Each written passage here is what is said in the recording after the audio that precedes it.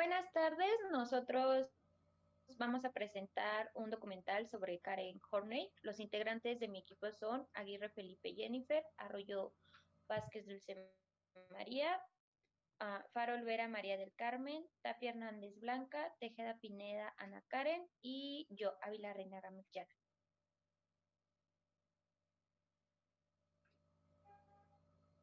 Yo les voy a dar una pequeña introducción sobre la biografía de Karen. Nació en Hamburgo el 16 de septiembre de 1885. Y su padre se llamaba Brent Wackels Danielson y su madre Clotilde. Tenía un hermano, un medio hermano y dos medias hermanas de matrimonios pasados de su papá. Su padre se oponía a que Horney estudiara medicina, que este interés empezó desde los 12 años y en 1906 fue cuando finalmente entró a estudiar en la Universidad de Freiburgo medicina. En 1909 se casó con Oscar Horney y se fueron a vivir a Berlín. Ahí continuó con sus estudios y tuvo 3 hijos.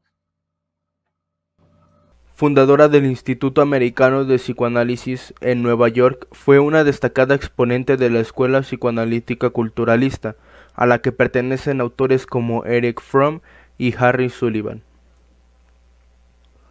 Combatió las ideas de Freud sobre la sexualidad femenina y desarrolló sus propias teorías sobre el origen de ciertas neurosis. Horney desarrolló una teoría que lleva su nombre, que constituye una elaboración teórica alternativa a los postulados freudianos. Un poco de cómo se desarrolló en el ámbito de la psicología. Fue de 1918 a 1932. Estuvo asociada con el prestigioso Instituto Psicoanalítico de Berlín. Sus 14 trabajos publicados entre 1922 a 1935 causaron un gran impacto en la teoría psicológica femenina, que no estaba tan asociada con la teoría psicoanalítica ortodoxa. Debido a esto, en 1941, como consecuencia de su teoría, ya no podía enseñar ni ejercer el psicoanálisis dentro del marco ortodoxo. Al ya no poder ejercerlo de esa manera, ella creó la Asociación para el Avance del Psicoanálisis y murió el 4 de diciembre de 1952 a causa de un cáncer abdominal.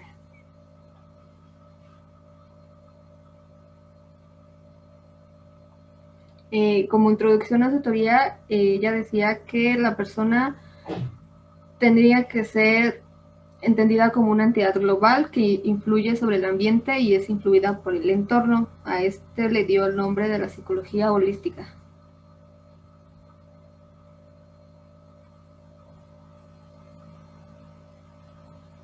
Bueno, para ya empezar a explicar poco a poco lo que es su teoría, vamos a empezar a hablar sobre los constructos básicos y postulados. Su primer principio era el principio de optimismo y positivismo. Primero nos menciona que el ser humano debe buscar ser perfecto y esto lo puede lograr gracias a este principio. El ser humano, al ser optimista y ya sea optimista o positivo, el ser humano va a luchar para ser perfecto, para poder alcanzar la felicidad y así controlar su conducta neurótica. El segundo principio es de la estructura de carácter, de seguridad y satisfacción. En este principio está gobernado el principio del placer y también se ve lo que es la inseguridad y la satisfacción. Para que el ser humano llegue a la satisfacción, se requiere de la alimentación, del descanso y del sexo. Cuando una de ellas se tiende a satisfacer de manera correcta, se va a generar el placer. Para que esta necesidad sea satisfecha o no, va a depender de dos cosas, del miedo y de la seguridad que haya en ese momento. Si la persona se siente con miedo, no va a lograr satisfacer de manera correcta esa necesidad. pero si se siente de manera segura, va a lograr satisfacer esa necesidad con plenitud. Un ejemplo de esto podría ser, no sé, cuando vamos a comer a la calle, ¿no? Tienes la necesidad de la alimentación, te quieres alimentar, pero si vas a un puesto que pues se ve feo, no tiene buena higiene, te vas a sentir inseguro y esa necesidad se va a postergar, ya no se va a satisfacer de manera correcta, pero más sin en cambio vas a un lugar seguro, que no te genera ese miedo de que, ay, me voy a enfermar, no, te va a generar ese de que sí, se ve seguro, se ve limpio, pues está bien, satisfaces esa necesidad, te logras alimentar de manera correcta y esa necesidad se va a satisfacer de manera satisfactoria, vaya la redundancia. Hay dos diferencias entre el miedo y la angustia. El miedo es la reacción natural ante un peligro real y la angustia es la reacción ante algo imaginario. Por ejemplo, si vemos un lugar, el ejemplo que les ponía de alimentarnos, al momento de ver un lugar sucio puede que haya esa inseguridad de que a lo mejor puede que nos haga daño, pero nosotros realmente no sabemos si sí nos va a hacer daño o no. El tercer principio es el del concepto del yo real contra la imagen idealizada del yo. Cuando nosotros nos describimos, se está dando el concepto de yo, lo que nosotros percibimos de nosotros. Pero realmente no se logra saber si es una imagen real de lo que somos, ya que nosotros tenemos una percepción de nosotros, pero a lo mejor terceras personas se llega a dar otra percepción.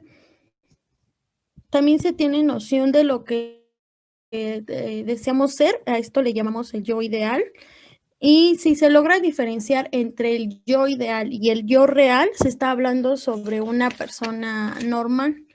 Pero si una persona neurótica no llega a ver la diferencia entre un yo real, esto puede provocar tensión y conflictos internos. El cuarto principio es el de complementación, es un conflicto básico. La personalidad del individuo se encuentra en constante movimiento. A este movimiento se va a llevar a una meta específica. El niño al entrar en este movimiento va a poder aprender, va a tener un cambio en su temperamento y en sus habilidades. Si sus padres logran crear un ambiente hogareño, se va a crear un patrón fijo de comportamiento, los cuales los voy a mencionar. Ese cumplimiento y la obediencia que los padres le indiquen. Si los papás le dicen, ¿sabes qué? Quiero que te estés quieto. El niño, al tener esa ligadura de patrón fijo, se va a quedar quieto. El otro es la agresividad y la resistencia. Lo van a regular también los padres.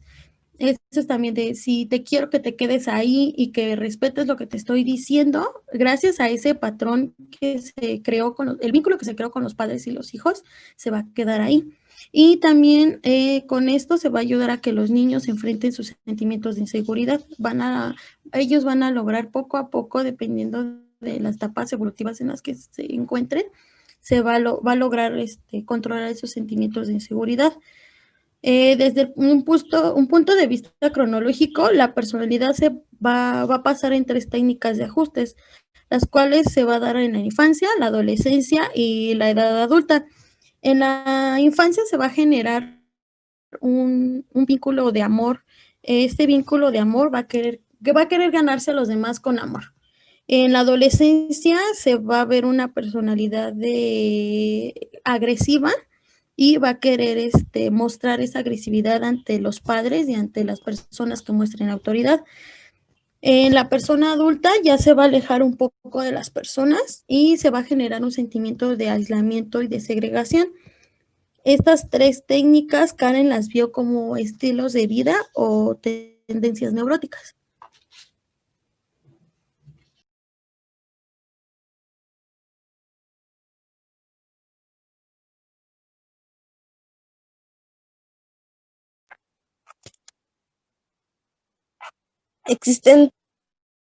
Hay 3 tendencias, las que visualiza Horney como estilos de vida.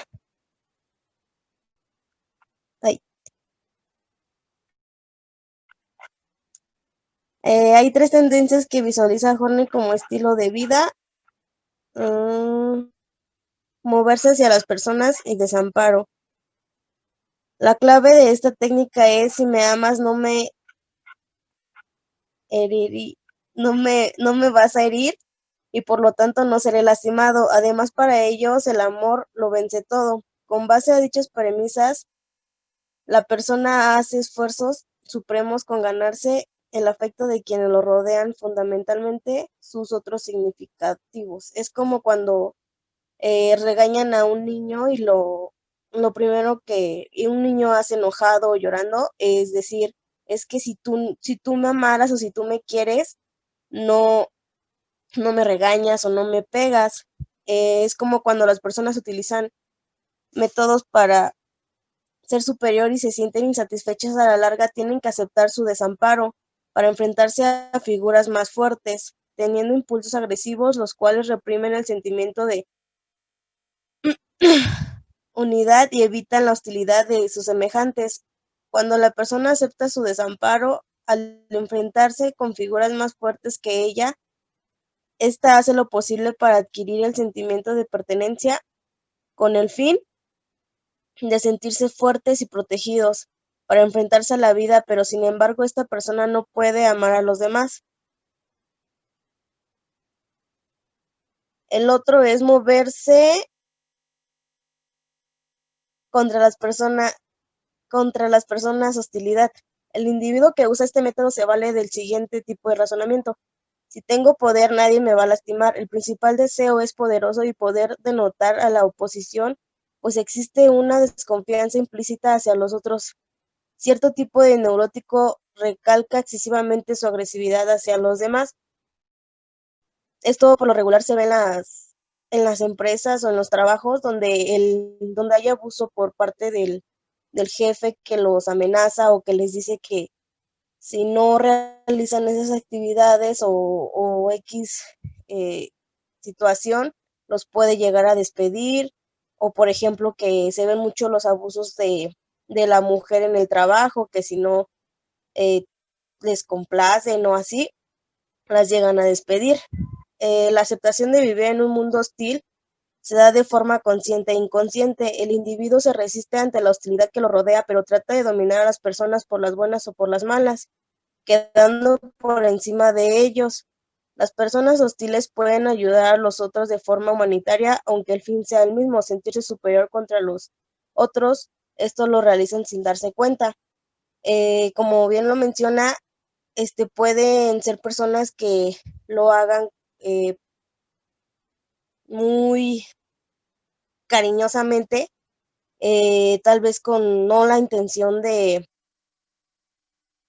hacerlo agresivamente ni sentirse superiores, pero al final de cuentas van al mismo punto: ser mejor que los demás y sentirse mejor que los demás. El tercer punto o método es moverse para apartarse de las personas, aislamiento o alejarse de la gente, la solución de la renuncia o el desapego. Honrey se refiere a este tipo de personalidad desapegada. Parecen vivir con el tema: si me alejo, nada me lastimará. El aislamiento puede ser físico, mental o ambos. Su ideal es lograr la total independencia, lo cual le garantiza no tener relaciones dolorosas. Por ende buscan no depender de otros, y en especial que otros no buscaran apoyo en él, y así evitar toda clase de problemas. Esto yo creo que se ve más en la secundaria o en la adolescencia, cuando hay ciertos tipos de compañeritos que se alejan de todos los grupos y se quedan sentados en su banca, escuchando música o platicando por sí solos, o hacen sus actividades solos. No tienen como que amigos o evitan tener amigos. Igual se ven las rupturas amorosas cuando deciden el ya no tener novio o ya no tener novia, porque van a sufrir de la misma situación o van a sufrir igual o peor, y pues no les gusta ese sufrimiento.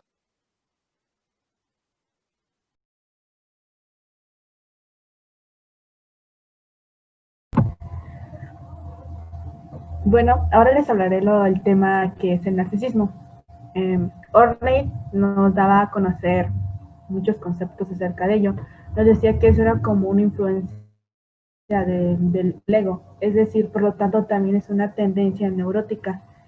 De igual manera, el tipo de personas que esperan el amor y la admiración por parte de los demás, según los conceptos de Horney, por razones distintas o por cualidades que posee uno, o por lo menos que no tienen el grado que cree. Es decir, un ejemplo en ello, ¿no? Sería cuando una persona va a titularse o ya sea realizar su examen de una tesis, ¿no? De igual manera, sus maestros que están enfrente de ella siempre la van a estar interrogando, ¿no? Hacerle preguntas acerca de lo que ha hecho en la tesis, o sea, de lo que se está refiriendo en ello. Entonces, en ello, la chica obviamente va a pensar que no tiene una admiración, que no tiene una admiración. Es decir, las personas que le están preguntando no sienten una admiración hacia ella. Es decir, el cual ella está presentando una tesis, lo cual ella quiere tener una titulación o terminar su carrera.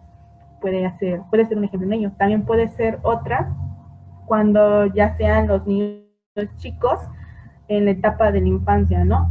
Cuando el niño no tiene una buena relación con sus padres o hermanos, obviamente cuando hay demasiados roces, puede el niño piense que cuando hay muchos problemas o que lo estén regañando constantemente por no guardar unos juguetes o dejar sus zapatos ahí tirados, él va a pensar que no lo quieren, que no lo aman. ¿Por qué? Porque constantemente lo están regañando en ello.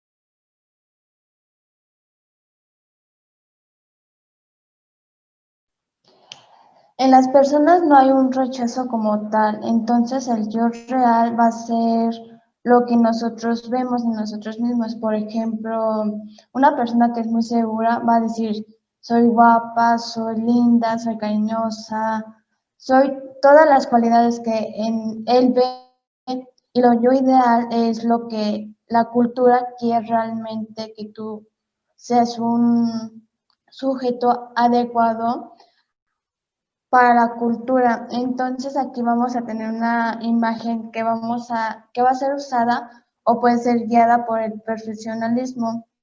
Por lo tanto, va a ser por el bien. Puede pensar que están cercanas al perfeccionalismo de lo que es la realidad. Algunos de nosotros podemos tener conflicto con nuestro yo real.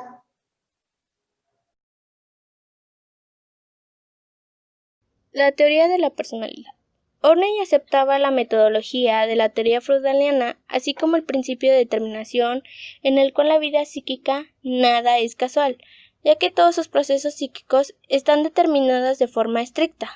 Sin embargo, desafió a Freud negando puntos centrales de su teoría, como el que la personalidad depende de las fuerzas instintivas, así como la importancia excesiva de la sexualidad y la validez general del complejo del Edipo.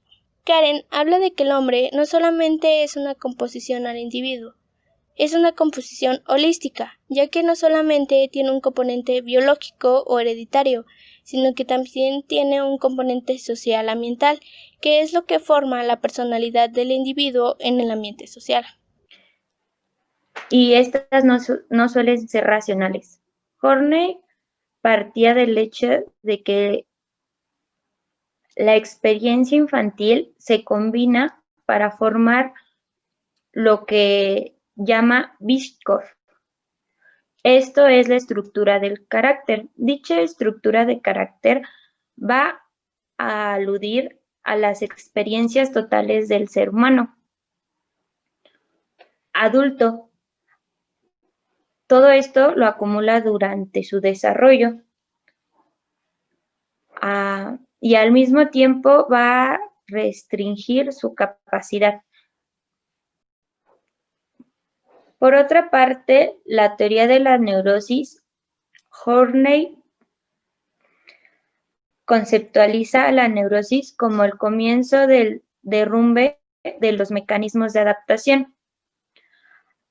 Algo que el yo sufre pasivamente contra su voluntad y no una combinación planeada de manera activa, de forma que la adaptación a ciertas circunstancias varía.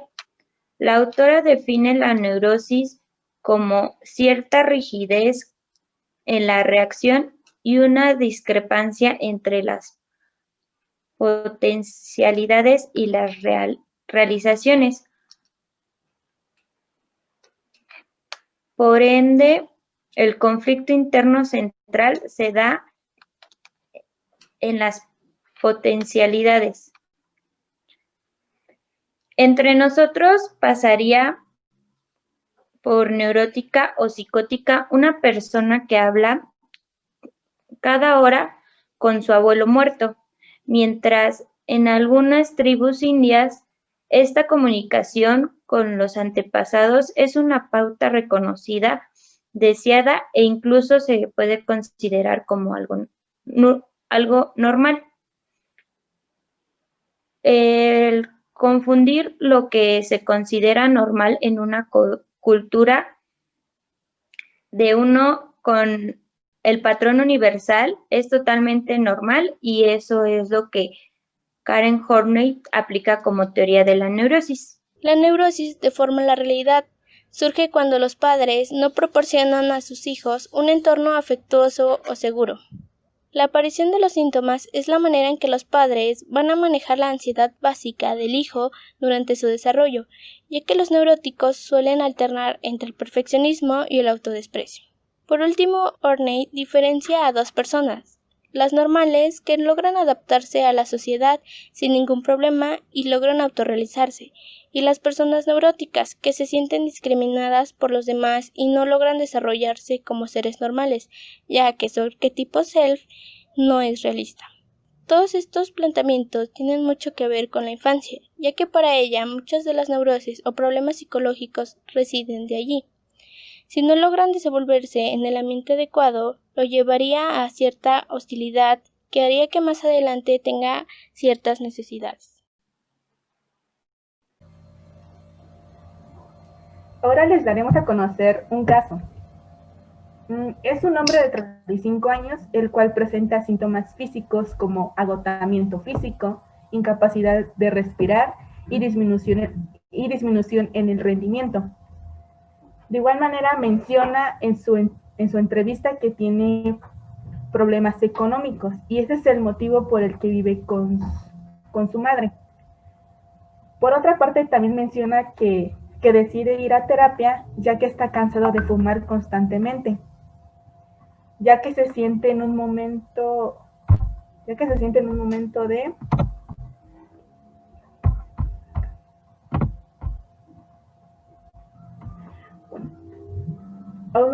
de ir hacia la muerte. Y esto quiere decir que quiere ir a terapia para dejar de fumar.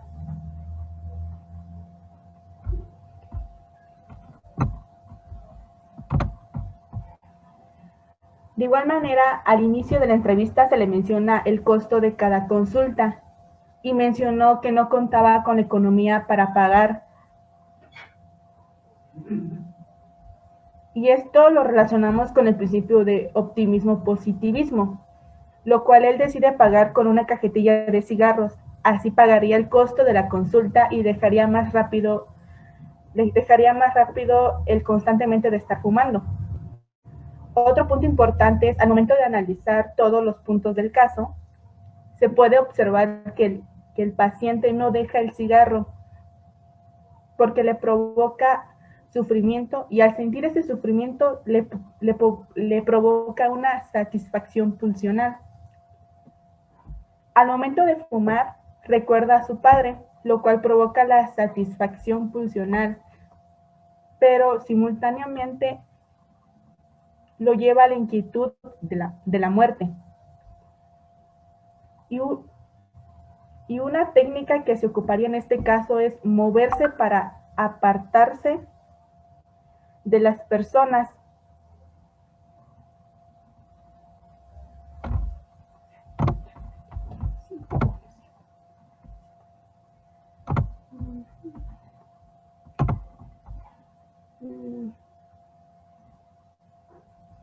Se pone una distancia emocional entre su padre y el hecho de que vea el cigarro como la representación de su progenitor, ya que realizó una transferencia entre el cigarro y su padre.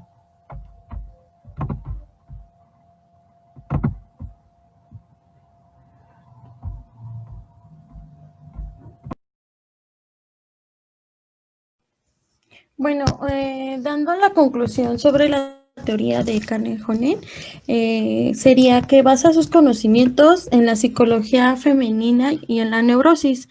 Habló también sobre la envidia que se sienten las mujeres sobre los privilegios que le brinda la sociedad a los hombres, y negaba rotundamente la envidia que sentía la mujer acerca sobre el pene del hombre, ya que afirmaba que también los hombres sentían envidia del útero de la mujer, y esto les provocaba una envidia ya que ellos no pueden procrear. La neurosis se da por la falta de afecto que tienen los padres hacia los hijos, y esto genera personas neuróticas por la autoimagen que se idealizan basándose en un yo idealista y no en el yo real. El narcisismo es una tendencia neurótica, ya que son personas que esperan amor y admiración de las demás personas. Lo que motiva al ser humano a moverse son las emociones, y en la etapa infantil se estructura el carácter. Mi conclusión de la teoría de Karen Horney fue que cuando el padre se desinteresa por su hijo, el niño presenta una ansiedad básica junto con la hostilidad básica, lo cual da como resultado el neurotismo. Esto para que el niño cree una protección hacia el mundo hostil en el que se rodea o se desenvuelve.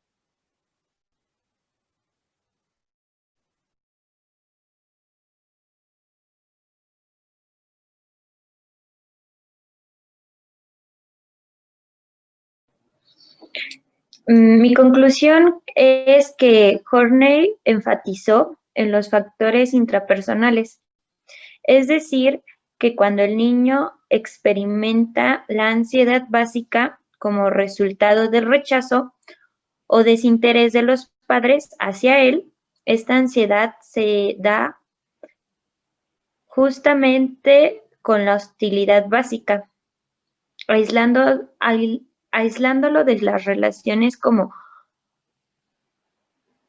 muestra en sus 3 teorías del desarrollo humano. Por otra parte, la autora también planteó la neurosis desde la perspectiva de su propia cultura, sin hacer estudios sobre otros sujetos. Al igual que Freud, su trabajo se basa en los estudios de casos clínicos con individuos enfermos, pero siempre dando un contraste mucho menos machista que Freud.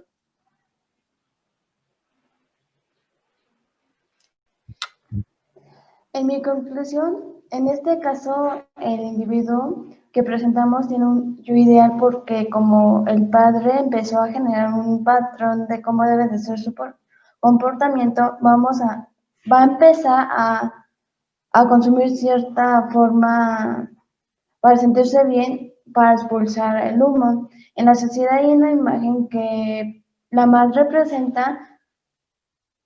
El padre es muy fumador, no tiene control sobre su neurosis. Él creó un esquema como deben ser los demás en la sociedad yo ideal y en como su construcción de su personalidad, como efectos, cualidades, todo lo que no es realmente la persona. Y en concepto de todos los que conocemos es que a ti mismo es el yo real.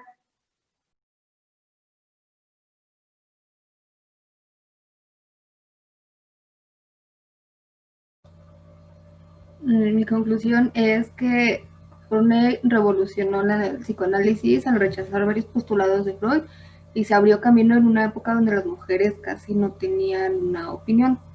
Y también utilizó su teoría para resolver sus conflictos personales. Año 1885. Ella fue una mujer que dio a conocer una manifestación del feminismo. De igual forma dio a conocer los constructos postulados. La teoría de Karen Horney estudiaba casi la neurosis, es decir, la mayoría de ella hablaba de la neurosis. Y un objetivo en la psicoterapia de Karen Horney es el potenciar el crecimiento del individuo para hacer realidad el yo real.